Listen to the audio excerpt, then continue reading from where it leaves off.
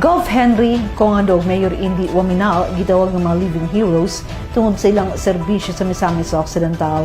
Mga report is Bernal Texon.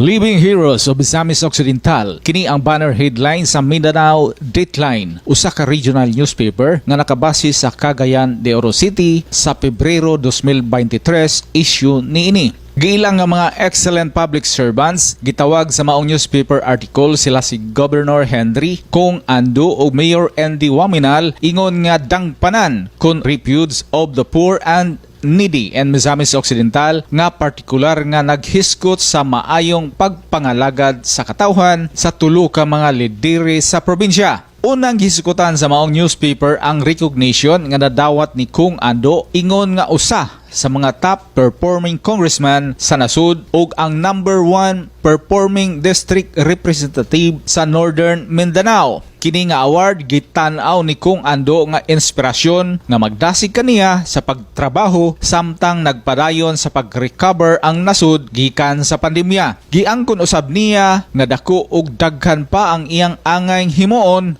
aron makabot ang giplano niya nga malampos. Gitukoy usab sa Mindanao Dateline ang pagkapili ni Governor Henry Waminal ingon nga top 6 uban sa 85% nga rating sa mga top performing governors sa tibuok nasod tungod sa maayong trabaho ni ini sa Misamis Occidental. Samtang nagtrabaho ang very hardworking governor uban ang kinatibuk-ang team Asinso sa pagkabot sa 5 aims nga vision alang sa probinsya. Panawagan sa gobernador sa kauban niya mga opisyal nga mahimong mga competitive collaborators in nation building. Si Mayor Indy Waminal sa Osami City may 80% rating ang nakakuha sa top 9 spot. Pasalamat usab og inspirasyon ang mensahe ni Mayor Indy. Bisan tuod malipayong gidawat niya kini nga recognition apan sumala pa niya dako pa kayo ang trabahoon aron mahatagan og katumanan ang padayon Asinso Osamis. Saad niya mas pa siyang maghago sa pagtrabaho alang niini.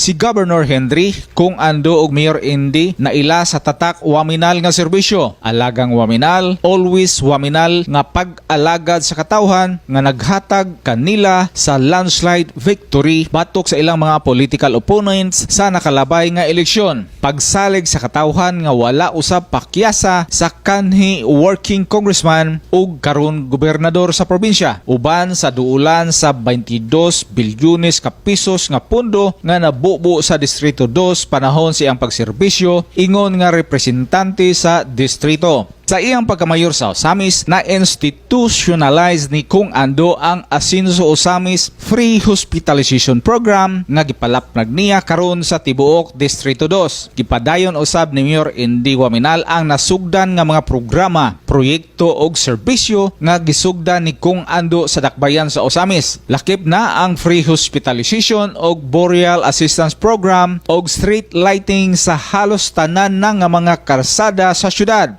Ang maayong pagdumala ni Mayor Indy sa dakbayan miresulta sa dakong kalampusan sa Osamis nga sa labing unang panahon sulod sa dugay na nga panahon wala nay utang ang syudad. Unang gitarget ni Congado ug Mayor Indy nga mabayaran ang utang sa nakalabay nga mga pamunuan sa tuig 2024. Apan nahimo nila kini sa pagsugod pa lamang sa 2023 tungod usab sa suporta ni Governor Waminal. Tungod ni ini, dako na ang nasave sa bayronon sa interes sa dakbayan sa Osamis nga maggamit na karon alang sa uban pa nga mga proyekto ug serbisyo alang sa katawhan. Partikular usab nga gidayeg sa mga misamisnon ug sa publiko sa kinatibukan ang kaabtik ug kaandam nga mo serbisyo sa mga Waminal sa panahon nga may kalamidad sa Misamis Occidental ni atong panahon sa Pasko 2022 ug sa unang semana sa Enero 2023 diin diha-diha nga milihok si Governor Henry aron pangunahan ang pagbangon sa probinsya uban sa nasyonal nga pangagamhanan nga gani gianhian pagayod ni Presidente Bongbong Marcos ug bisan sa dautan nga panahon, padayon nga pagbaha ug pag-ulan ug disura sa kagabhion. Personal gayod nga miadto si Kong ando sa mga evacuation centers sa mga apektadong lungsod sa distrito aron mapaabot gilayon ang gikinahanglang tabang ilabi na ang pagkaon ug nakig-coordinate na usab ang kongresista sa mga local chief executives aron masuta ang dugang pangtabang alang sa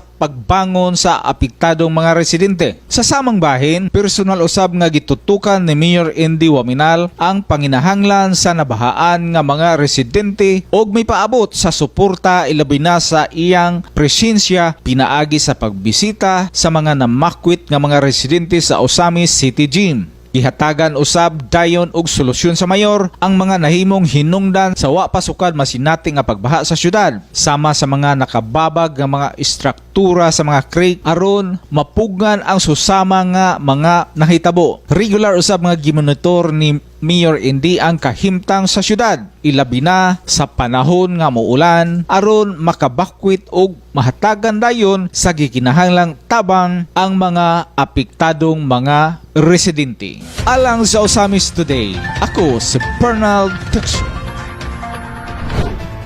Salamat, Bernald.